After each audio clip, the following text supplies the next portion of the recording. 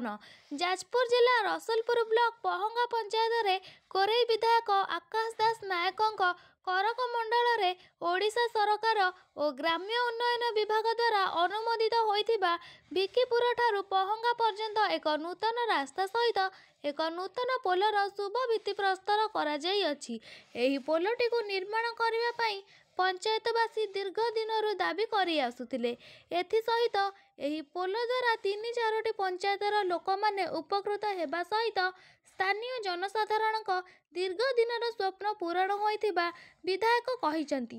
ଆଗକୁ କୋରେଇ ନିର୍ବାଚନ ମଣ୍ଡଳୀରେ ରହିଥିବା ସମସ୍ତ ଅଧୁରା କାର୍ଯ୍ୟକୁ ପୂରଣ କରାଯିବା ନେଇ ବିଧାୟକ ନିଜ ବକ୍ତବ୍ୟରେ କହିଥିଲେ। ଏହି କାର୍ଯ୍ୟକ୍ରମରେ ପଞ୍ଚାୟତର ଶତାଧିକ ବିଜେପି କର୍ମୀ ଉପସ୍ଥିତ ରହିଥିଲେ। आज बड़े खुशी कथा जी आमर पहंगा पंचायत रसलपुर ब्लॉक पहंगा पंचायत एक नूतन ब्रिज भित्तिप्रस्तर स्थापन कराई।